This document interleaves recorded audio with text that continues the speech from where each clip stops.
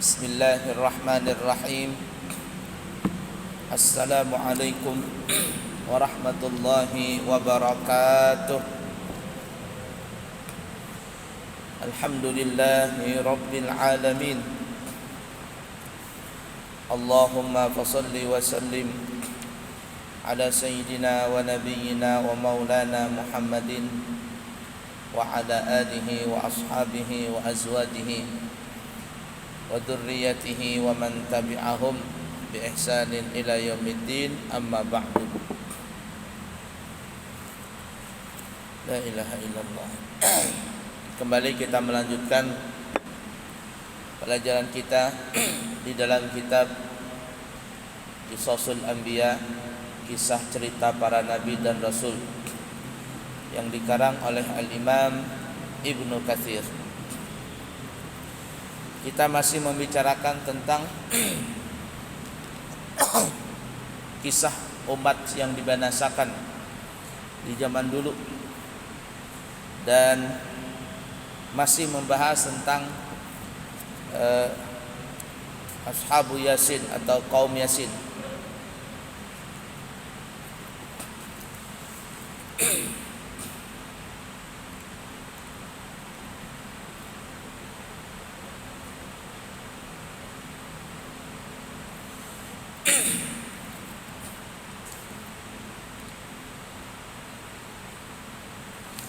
Baik.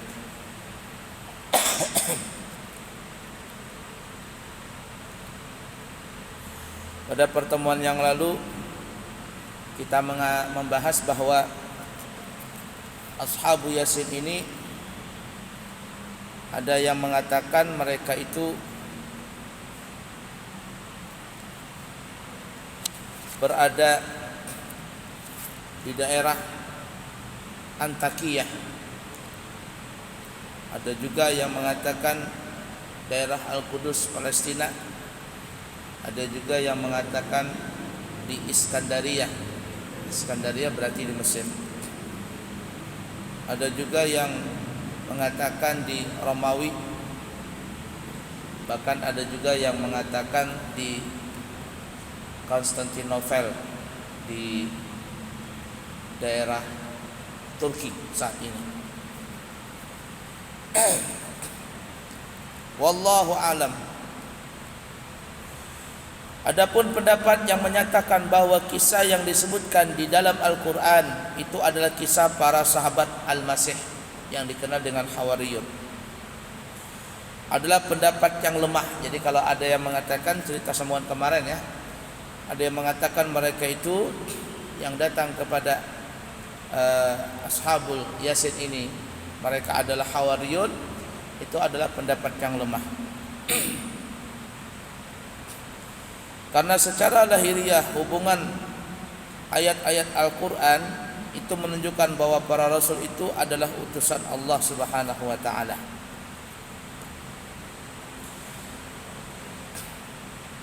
Disebutkan dalam surah Yasin ayat 13, dan buatlah bagi mereka sesuatu perumpamaan, yakni kepada kaummu wahai Muhammad, yaitu penduduk suatu negeri, yakni Al-Madinah, ketika utusan-utusan datang kepada mereka, yaitu ketika kami mengutus kepada mereka 2 orang utusan, lalu mereka mendustakan keduanya. Kemudian kami kuatkan utusan yang ketiga, maksudnya kami perkuat mereka berdua dengan utusan yang ketiga. Maka ketiga utusan itu berkata, sesungguhnya kami adalah orang-orang yang diutus kepada kalian. Kemudian mereka menolak ketiga utusan itu sebagai utusan dan menganggap ketiganya sebagai manusia biasa seperti mereka, sama seperti yang dikatakan umat-umat kafir terdahulu kepada rasul-rasul mereka. Mereka menganggap jauh dari kebenaran Allah Ta'ala, jauh daripada kebenaran kalau Ta'ala mengutus manusia biasa sebagai rasul. Maka para utusan itu menjawab bahwa Allah Subhanahu wa ta'ala mengetahui sesungguhnya mereka memang benar-benar rasul yang Dia utus kepada mereka. Dan para utusan itu mengatakan, seandainya kami mendustakannya, niscaya Dia akan membalas kami dengan siksaan yang sangat pedih. Selanjutnya dalam surah Yasin dikatakan wa ma 'alaina illal balagul mubin, dan kewajiban kami tidak lain hanyalah untuk menyampaikan perintah Allah Subhanahu wa taala. Maksudnya kami ditugaskan hanyalah menyampaikan perintah yang karenanya kami diutus kepada kalian. Persoalan kalian bisa menerima petunjuk atau tidak, itu menjadi wewenang Allah Subhanahu wa taala. Dialah yang memberikan petunjuk kepada siapa yang Dia kehendaki dan menyesatkan siapa saja yang Dia kehendaki pula. Mereka menjawab sebagaimana firman Allah taala, sesungguhnya kami bernasib malang karena kalian. Maksudnya apa yang kalian bawa kepada kami itu hanya menjadikan kami bernasib malang saja. Lalu mereka menyatakan sebagaimana selanjutnya dikatakan, sesungguhnya jika kamu tidak berhenti menyuruh kepada kami, niscaya kami akan merajam kalian, yaitu dengan ucapan, dan ada juga yang menyatakan dengan perbuatan. Pendapat yang pertama itu terdapat di dalam firman Allah Ta'ala, dan kalian pasti akan mendapat siksa yang pedih dari kami. Maksudnya mereka mengancam pembunuhan dan membuat terhina. Utusan-utusan itu berkata, kemalangan kalian itu adalah karena kalian sendiri. Maksudnya sebenarnya kemalangan itu akibat dari sikap dan tindakan kalian sendiri. Apakah jika kalian diberi peringatan kalian mengancam kami? Apakah karena kami menyampaikan petunjuk kepada kalian dan mengajak kalian kepada petunjuk itu, namun kalian justru mengancam kami dengan pembunuhan dan penghinaan? Sebenarnya kalian adalah kaum yang melampaui batas. Mereka tidak bersedia menerima kebenaran dan tidak pula menginginkannya. Dan datanglah dari ujung kota seorang laki-laki, Habib An-Najjar, dengan bergegas, yakni untuk membantu para rasul dan memperlihatkan keimanan kepada mereka. Qala ya qaumi ittabi'ul mursalin ittabi'u man la yas'alukum ajran wa hum muhtadun. Ia berkata, hai kaumku, ikutilah utusan-utusan itu, ikutilah orang-orang yang tiada minta balasan kepada kalian, dan merekalah adalah orang-orang yang mendapat petunjuk. Utusan-utusan itu menyuruh kepada kalian kepada kebenaran tanpa meminta upah dan balasan. Para utusan itu mengajak mereka untuk menyembah Allah Ta'ala dan tidak menyekutukannya dengan sesuatu apapun juga, serta melarang mereka menyembah selain kepada Allah, yaitu sembahan-sembahan yang tidak dapat memberikan manfaat di dunia terlebih di akhirat. Sesungguhnya aku, kalau begitu, pasti berada dalam kesesatan yang nyata. Inni amantu bi rabbikum fasma'un. Sesungguhnya aku telah beriman kepada Tuhan kalian, maka dengarkanlah pengakuan keimananku ini. Ada yang berpendapat, dengarkanlah ucapanku dan jadilah kalian sebagai saksi bagiku di hadapan Tuhan kalian. Ada pula yang berpendapat artinya, dengarkan wahai kaumku dan atas keimananku kepada Rasul-Rasul Allah itu secara nyata. Pada saat itulah mereka membunuhnya, namun yang mengatakan ia dirajam, dan ada pula yang berpendapat bahwa ia dibunuh dengan jalan dicekik. Ada juga yang berpendapat ia diterkam oleh salah seorang dari mereka lalu dibunuh secara keroyokan. Ibnu Ishaq menceritakan dari sebagian sahabatnya, dari Ibnu Mas'ud, ia mengatakan mereka menginjak-injak tubuhnya orang tersebut hingga tulang punggungnya keluar. Ats-Tsauri meriwayatkan dari Al-Asim, dari Asim Al-Ahwal, dari Abu Mijlis, yang mengatakan bahwa nama orang itu adalah Habib bin Muri.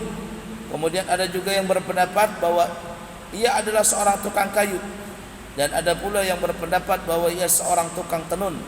Ada juga yang menyatakan bahwa ia adalah seorang tukang, seperti tukang sepatu. Dia adalah orang yang beribadah menyembah Allah di satu gua di sana. Wallahu alam. Menurut Ibnu Abbas, ia adalah Habib bin Najjar yang berpenyakit lepra. Ia orang yang banyak bersedekah dan dibunuh oleh kaumnya sendiri. Oleh karena itu Allah berfirman, dikatakan kepadanya, masuklah ke surga, yakni karena ia dibunuh oleh kaumnya sendiri. Maka Allah Ta'ala memasukkannya ke dalam surga. Ketika ia menyaksikan kebahagiaan dan keindahan surga, maka Habib bin Najjar itu pun berkata sebagaimana Allah berfirman, qala ya laita qaumi ya'lamun bima ghafara li rabbi wa ja'alani minal mukramin. Ia berkata, alangkah baiknya sekiranya kaumku mengetahui apa yang menyebabkan Tuhanku memberi ampun kepadaku dan menjadikan aku termasuk orang-orang yang dimuliakan. Yani ia sangat berharap hendaknya kiranya kaumnya beriman sebagaimana ia beriman, sehingga mereka akan mendapat sebagaimana yang didapatkan. Ibnu Abbas berkata bahwa orang laki-laki itu memberi nasihat kepada kaumnya semasa ia masih hidup, sebagaimana disebutkan dalam surah Yasin, hai kaumku, ikutilah utusan-utusan itu, ikutilah orang-orang yang tiada minta balasan kepada kalian, dan mereka adalah orang-orang yang mendapatkan petunjuk. Dan setelah kematiannya disebutkan juga, alangkah baiknya sekiranya kaumku mengetahui apa yang menyebabkan Tuhanku memberi ampun kepadaku dan menjadikan aku termasuk orang-orang yang dimuliakan. Demikian menurut riwayat Ibnu Abi Hatim. Begitu pula Qatadah juga berkata, seorang mukmin tidaklah menyampaikan suatu melainkan berbentuk nasihat. Seorang mukmin tidaklah patut melakukan tipu daya dan manipulasi, karena dia telah menjandang kemuliaan dari Allah Ta'ala. Alangkah baiknya sekiranya kaumku mengetahui apa yang menyebabkan Tuhanku memberi ampun kepadaku dan menjadikan aku termasuk orang-orang yang dimuliakan. Dia berharap Allah memberitahukan kepada kaumnya apa yang diperolehnya berupa kemuliaan dari Allah Subhanahu wa Ta'ala. Dan Qatadah mengatakan, Allah tidak mencaci maki kaumnya setelah mereka membunuhnya, melainkan dia hanya berfirman, dan tidak ada siksaan atas mereka melainkan satu teriakan suara saja, maka tiba-tiba mereka semuanya mati. Wa ma anzalna ala qaumihi min ba'dihi min jundin minas samai wa ma kunna munzilin. Dan kami tidak menurunkan kepada kaumnya sesudah dia meninggal satu pasukan pun dari langit, dan tidak layak kami menurunkannya. Maksudnya kami Allah Ta'ala tidak perlu menurunkan bala tentara dari langit kepada mereka. Demikian makna dari apa yang dikatakan oleh Imam Ibnu Ishaq dari sebagian para sahabat dari Ibnu Mas'ud. Mujahid bin Qatadah berkata, Allah tidak menurunkan jundan, yakni risalah yang lain. Tetapi menurut Ibnu Jarir, yang lebih tepat adalah pendapat yang pertama. Penulis Ibnu Katsir berkata bahwa pendapat yang pertama itu lebih kuat. Oleh karena itu, dan tidak layak kami menurunkannya, kata Allah Ta'ala. Maksudnya, dalam memberikan hukuman penyiksaan, Allah tidak memerlukan siksaan semacam itu, yaitu ketika mereka mendustakan rasul-rasul kami dan membunuh para kekasih kami, firman-Nya, tidak ada siksaan atau atas mereka melainkan satu teriakan suara saja, maka tiba-tiba mereka semuanya mati. Para ahli tafsir berkata, Allah Subhanahu wa Ta'ala mengutus malaikat Jibril kepada mereka, lalu ia membuka pintu gerbang negeri mereka seraya berteriak dengan sekali teriakan saja, maka seketika itu juga mereka semuanya mati. Maksudnya mereka tiada dapat bersuara bergerak, dan tidak seorang pun dari mereka yang tersisa dan hidup. Semua itu menunjukkan bahwa negeri itu bukanlah negeri Antakiyah, karena mereka dibinasakan karena kedustaan mereka terhadap rasul-rasul Allah yang diutus kepada mereka. Adapun penduduk Antakiyah itu beriman dan mengikuti orang-orang Hawariyun yang diutus oleh Al-Masih kepada mereka. Oleh karena itu dikatakan bahwa Antakiyah merupakan kota yang pertama kali beriman kepada Isa Al-Masih. Adapun hadis yang meriwayatkan oleh Tabrani dan hadis Hasin Ashkari dari Sufyan bin Uyainah, dari Abi Najih, dari Mujahid, dari Ibnu Abbas, dari Nabi kita Muhammad sallallahu alaihi wasallam, beliau bersabda, orang yang cepat merespons seruan Nabi itu ada tiga, yaitu Yusa' bin Nun, orang yang pertama kali beriman kepada Nabi Musa, penduduk Yasin kepada Nabi Isa, dan Ali bin Abi Thalib kepada Nabi Muhammad sallallahu alaihi wasallam. Hadis riwayat Imam Tabrani. Hadis ini tidak memiliki kekuatan karena Karena Yasin merupakan orang yang tidak diperhitungkan kesendiriannya dalam riwayat hadis ini, menunjukkan kedhaifannya secara menyeluruh. Kesimpulan, Ashabu Yasin itu diceritakan di dalam surah Yasin, seperti yang kita sebutkan pada pertemuan yang lalu.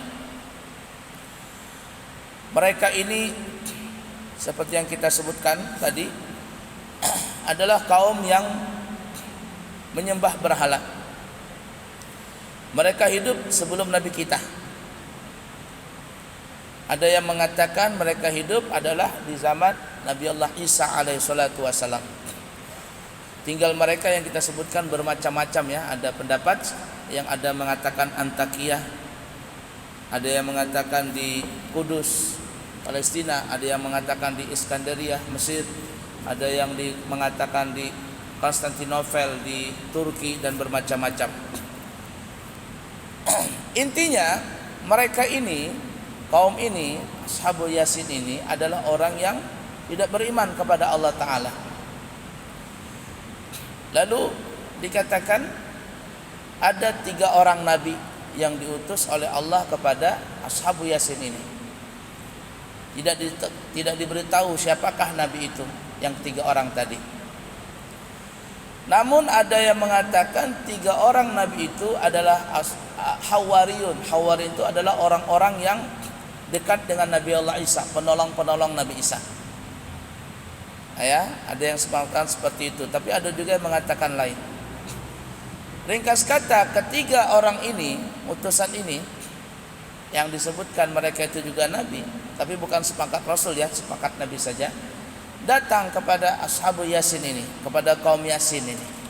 Sebutkan ceritanya dalam surah Yasin. Tapi mereka menolak. Mereka menolak, bahkan mereka ingin mengancam, mereka mengancam kepada Nabi itu, ingin membunuh mereka. Lalu datanglah seseorang tadi yang kita sebutkan, ada yang mengatakan tadi siapa namanya? bin Najjar ya. Habib bin Najjar. Habib bin Najjar. Apakah dia orang Arab? Allah alam. Memberitahukan kepada kaumnya, kalian jangan mengancam 3 orang itu. Mereka adalah utusan Allah Ta'ala. Mereka mengajak kepada kalian untuk beriman, tapi kalian membenci mereka, bahkan ingin membunuh mereka. Kenapa kalian ini? Dan dikatakan Habib bin Najjar ini pun beriman kepada Allah Ta'ala melalui mereka ini. Ini pun juga diperdebatkan oleh ulama. Apakah itu namanya Habib bin Najjar? Ada yang mengatakan dia adalah tukang kayu, ada yang mengatakan dia tukang sepatu, macam-macam. Intinya orang ini meninggal dunia, dibunuh oleh kaumnya, diinjak-injak. Padahal kaumnya sendiri itu diinjak-injak ya, dibantai. Karena kaumnya ini psikopat juga, kata istilah zaman sekarang, psikopat. Sampai tulang rusuknya keluar dan sebagainya. Dan akhirnya orang ini meninggal, dan akhirnya Allah masukkan ke dalam surga. Allah masukkan ke dalam surga. Lalu dia berkata, kalau seandainya mereka tahu apa yang aku dapatkan, mereka akan beriman. Artinya kematian terhadapku yang mereka lakukan, pembunuhan kepadaku itu bukanlah menyakitkan, karena ternyata Allah memberikan aku gantian surga yang lebih besar di akhirat nanti. Nah, itu yang menjadikan orang tadi pun masuk surga, karena mengajak kaumnya untuk beriman kepada 3 utusan itu. Ada yang mengatakan mereka nabi, ada yang mengatakan mereka Hawariyun, penolong-penolong Nabi Allah Isa, karena diutus oleh Nabi Isa. Tapi orang-orang ini, orang Ashabu Yasin ini tidak mau, ya, kaum Yasin ini tidak mau beriman. Pergilah 3 orang Rasul itu, ini si Habib bin Najjar ini mati, lalu Allah binasakan mereka semuanya itu. Dengan apa? Dengan satu teriakan. Dan dikatakan tadi yang berteriak itu adalah malaikat Jibril alaihi salatu wassalam. Dengan satu teriakan, maka mereka semuanya mati terkapar. Satu kampung, satu desa, Satu negeri habis semuanya, ya. Satu negeri itu habis semuanya. Nah, cuman ya tadi karena tidak diketahui siapa nabi yang diutus di situ, makanya ceritanya kaum Yasin ini tidak terlalu didengar, tidak terlalu kita dengar ya. Dan mungkin juga para guru-guru, para ulama-ulama kita di sini juga jarang menceritakan cerita ini.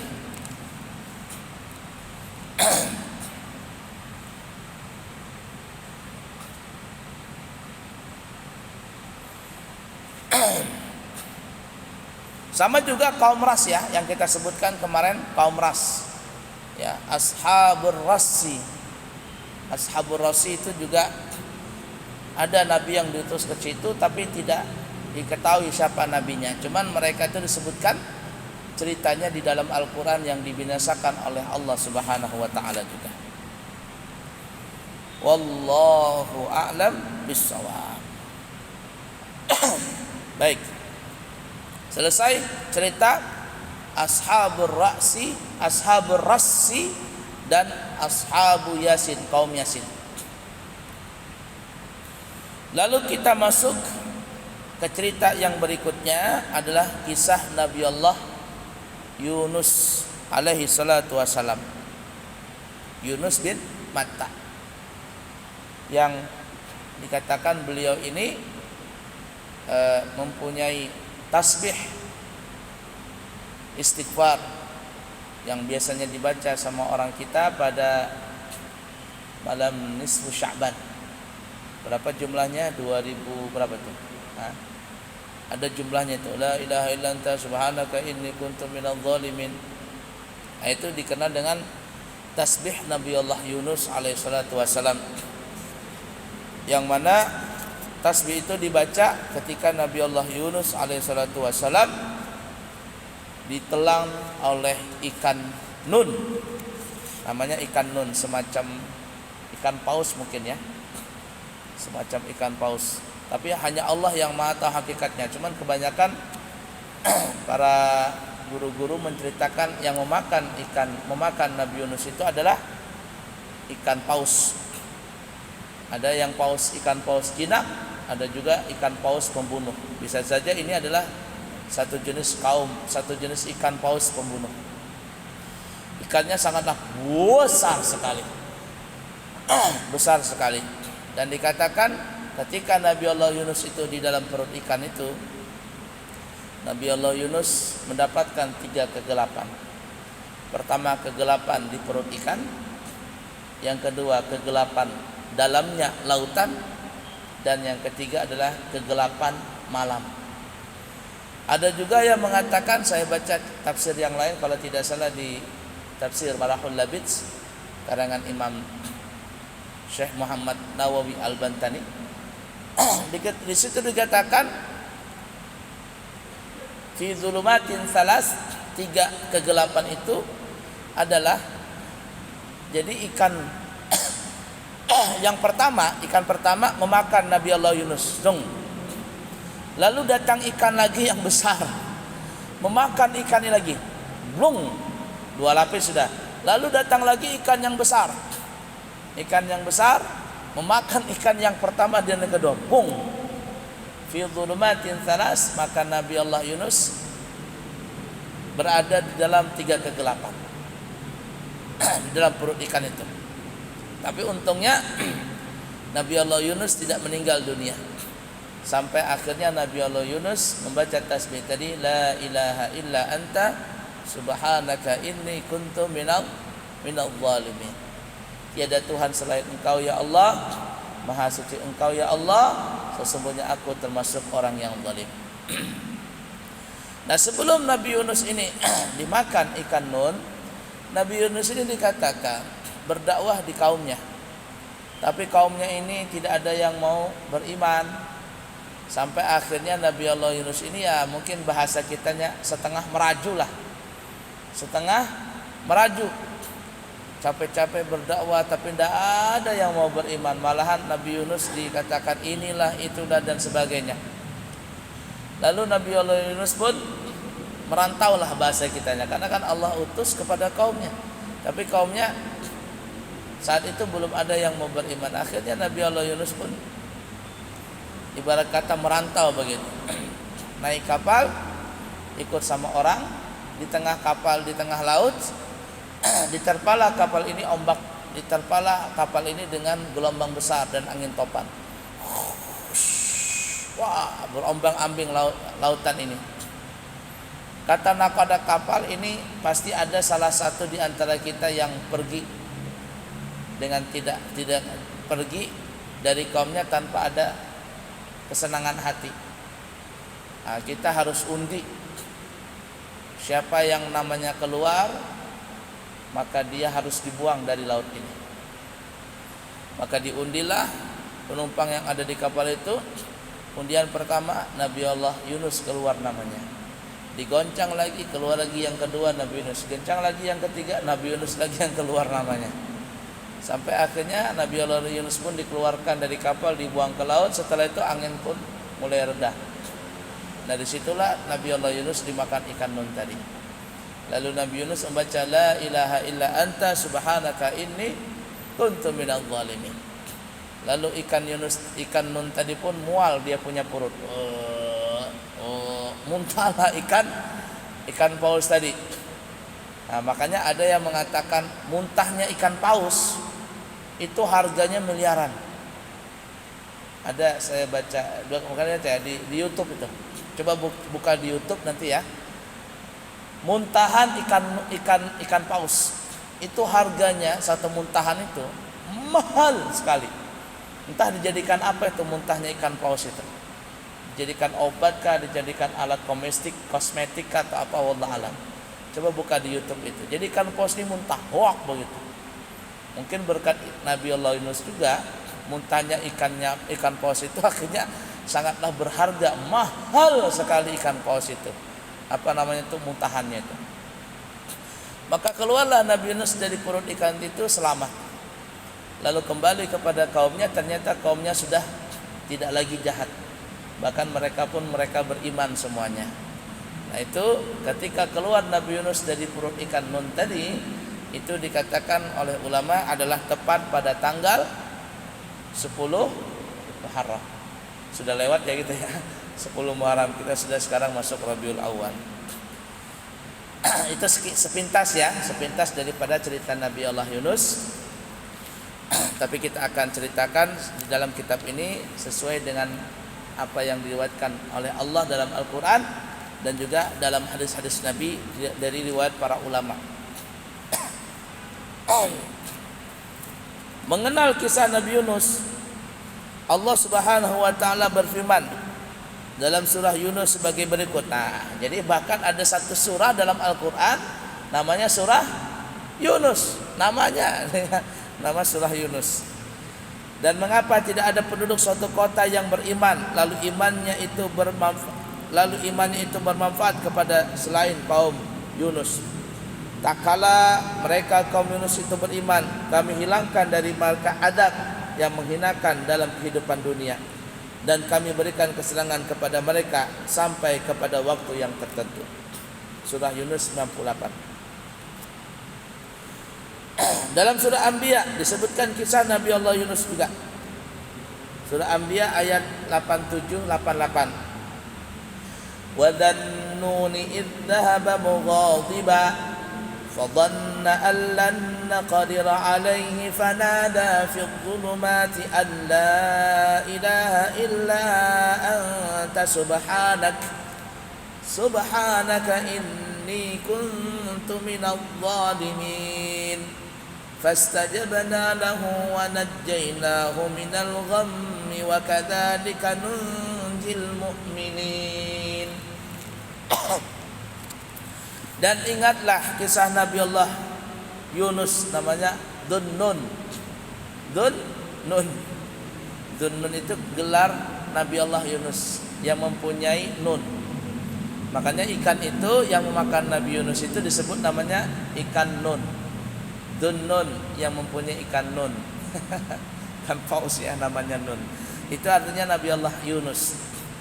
Ketika ia pergi dalam keadaan marah dari kaumnya yang kita ceritakan tadi ya, kayak setengah merajuk lah Nabi Yunus ini. Ada yang beriman, aduh, dah pergi dulu menenangkan diri. Nah, ya. Lalu ia menyangka bahwa kami tidak akan mempersempitnya, menyulitkannya. Maka ia menyuruh dalam keadaan yang sangat gelap bahwa tidak ada Tuhan yang berhak disembah selain Engkau. Maha suci Engkau, sesungguhnya aku adalah termasuk orang yang zalim. Maka kami telah memperkenankan doanya dan menyelamatkannya daripada kedukaan. Dan demikianlah kami selamatkan orang-orang yang beriman. Dalam surah As-Saffat, berapa menit lagi ya?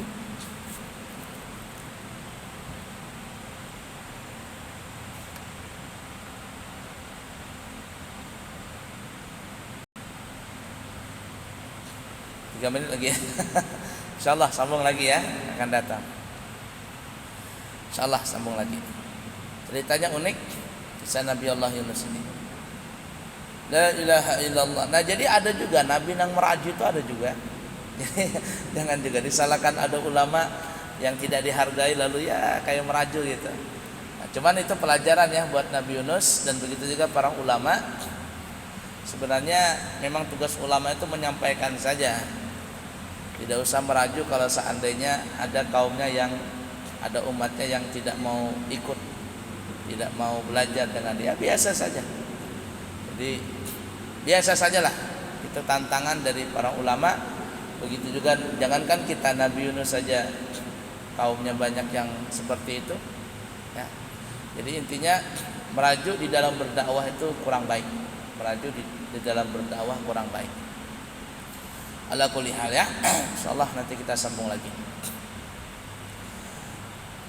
Cukup sekian, semoga ada manfaatnya. Subhanakallahumma wa bihamdika asyhadu an la ilaha illa anta astaghfiruka wa atubu ilaik. Wa akhiru kalam. Wassalamu alaikum warahmatullahi wabarakatuh.